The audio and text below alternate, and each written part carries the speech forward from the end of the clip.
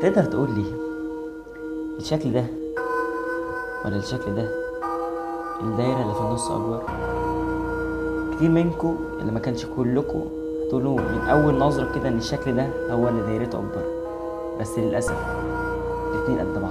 مش على طول الحاجات اللي بنشوفها هي الحقيقة بتاعتها. أنا برجح إن يكون قدامك حيطة فاضية، لو لونها فاتح يبقى أحسن بكتير، ولو مفيش لون فاتح مش مشكلة. انت دلوقتي شايفني مش صورة طبيعية، صورة غريبة شوية. انا عايزك تفضل مركز على النقطة السوداء اللي قدامك او النقطة الغامقة اللي قدامك.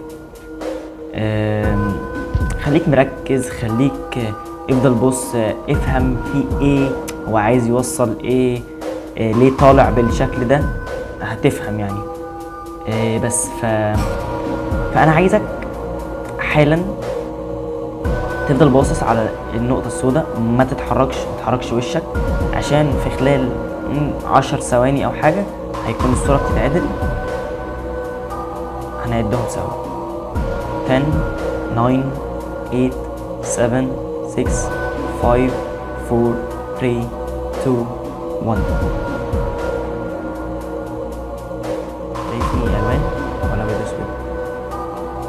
ممكن تكون شفتني الوان للحظة، اكتر من يعني لحظة، ثانية ثانيتين شفتني الوان، بس الصورة ابيض واسود. الالوان دي جت منين؟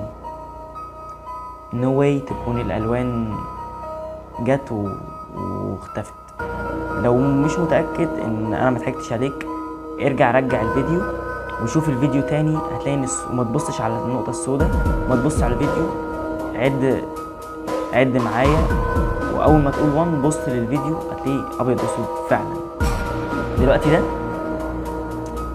صورة اللي انت شايفها دي فيها نقطة حمراء. افضل باصص على النقطة الحمراء دي، تمام؟ افضل باصص عليها، خليك باصص. انا عايزك تفضل باصص عليها لحد ما هنشوف ايه اللي دانيال عايز يوصل ايه. الموضوع في حاجة، اكيد انا عايز اوصل لك حاجة دلوقتي. 5 4 3 2 1. بص دلوقتي على الحيطة، شفته على الحيطة صح؟ انا عايزك تفهمني بقى انت ازاي شفته على الحيطة وهو مش موجود. نتكلم بقى. اول حاجة اقولها لك، واللي انت طبعا متوقع ان انا اقولها لك دلوقتي، ان انت ما تصدقش عينيك. هل انت متخيل ان العالم اللي انت بتصحى الصبح تشوف هو ده العالم الحقيقي؟ يعني العالم اللي انت بتشوفه ده هو ده حقيقته؟ وبما اننا اتكلمنا شوية وقت على الالوان، فانا هقول لكم كام حاجة عن الالوان دلوقتي. كل لون ليه ويف لينث معينة متسمية لندا. كل ما لندا بتكبر بيروح لاحمر، كل ما لندا بتصغر بيروح لازرق. في اكسبيرمنت مشهورة بتاعت البريزم، ان هو يجيب وايت لايت، ضوء ابيض، ويعدي على البريزم فيتفرد ل7 الوان، من اول الازرق او من اول الفايلوت لحد الرد الاحمر. طبعا انا هفاجئك دلوقتي لو قلت لك ان مفيش حاجه في الدنيا اسمها الوان. يعني الالوان اللي احنا بنشوفها دي مش موجوده. كل اللي موجود هو ماده بتطلع اشعاع. الاشعاع ده ليه لندا. الاشعاع ده بيجي على عينك بيتعكس، فمخك بيترجم الاشعاع اللي طالع لك ده، بيحوله اللون عشان تعرف تفرق بين الحاجه دي والحاجه دي. عندك مثلا الكلاب فيه الوان معينه هي ما بتقدرش تميزها، زي الاحمر والاخضر والبرتقاني. دول 3 الوان الكلاب مش بتشوفهم خالص، بس في نفس الوقت بتقدر تشوف كويس جدا واحسن منك اللون الاصفر. عندك البومه والسلحفه، الاثنين بيقدروا يشوفوا الالترا فايولت ريز. وهنا الكلاب ما بتشوفش الحقيقه. انت عندك هنا الكلاب في 3 الوان بتشوفهمش، فما بتشوفش الحقيقه، نص الحقيقه عندها مش موجود. فلما تيجي تسال اي كلب هو في حاجه في الدنيا اسمها اخضر، في حاجه في الدنيا اسمها احمر، يقول لك لا مفيش حاجه كده، انا عينيا ما بتكدبنيش، اللي انا شايفه هو الصح. نتكلم دلوقتي شويه في الفلك. انت عندك اي حاجه بتشوفها في الفلك، نجم او كوكب او اي حاجه او مجره، هي بتبقى بتطلع شويه نور بيجولك بتعكسوا على عينك فبتشوفهم. معنى ان النور بيجيلك من اول النجم لحد عندك، فانت بتشوفه متاخر، بتشوفه بعد ما بيحصل، بتشوف الماضي. واول ما العالم عرف ان احنا بنشوف الماضي، قرر يعمل جهاز يعرف يشوف بيه الماضي.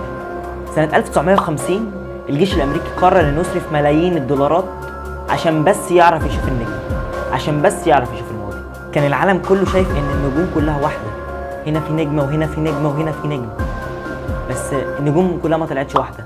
سنه 1814 طلع عالم اسمه جوزيف فرونهوفر، قال يا جماعه انا اسف، بس النجوم 3 انواع مش نوع واحد. وطبعا دي كانت طفره كبيره قوي في علم الفلك، لان مش ناس كتير صدقته. كذلك البحاره زمان والبحاره لحد دلوقتي بيمشوا بالسفينه في البحر عن طريق النجوم، بيقدروا يحددوا الشمال والجنوب والشرق والغرب. في نجم مشهور قوي اسمه نجم الشمال. النجم الشمال ده هو اكتر حاجه الناس بتحدد عليها اتجاهاتها. بس زي ما قلنا اي نجم عشان نشوفها ده بيبقى الضوء طالع منها جاي لنا، وبيننا وبين النجوم دي ملايين السنين الضوئيه.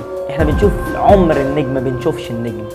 فتخيل ان حتى البحاره اللي كانوا طول عمرهم ولحد دلوقتي بيستخدموا النجوم عشان يعرفوا الطرق بتاعتهم، هم كمان مش بيشوفوا الحقيقه. لان النجم ده ممكن ما يكونش موجود، هم شايفينه بس هو مش موجود.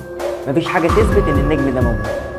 في الاخر انا بس عايز اوصل لك ان اللي انت شايفه حتى لو بتشوفه بعينك مش ده لازم يكون الصح. كان زمان الناس كلها واقفه على الارض والشمس بتلف حواليه. الطبيعي والمنطقي لما حد يطلع يقول الارض ثابته والشمس بتلف حوالين الارض، ده كان المفروض يكون هو الصح. لما يطلع عالم يقول ان الارض مدوره ومش مسطحه، طبعا محدش هيصدقه. لما يطلع عالم يقول ان الشمس هي اللي ثابته والارض بتلف عليها، هيقولوا ده مجنون. اي حاجه في الدنيا ممكن تطلع غلط. رايك ممكن يطلع غلط، راي اي حد ممكن يطلع غلط، وعشان كده قلت لك ما تصدقش عينيك. طبعا رايي كمان انا ممكن يطلع غلط، عشان كده المصادر تحت في الديسكريبشن بتاع الفيديو. وكمان بفكرك تشوف الحلقه اللي فاتت. ولو عجبك الفيديو لايك وشير عشان باقي الناس تستفاد. الى اللقاء. لا استنى، ما تنساش تعمل سبسكرايب للشانل عشان تشوف الفيديو الجاي.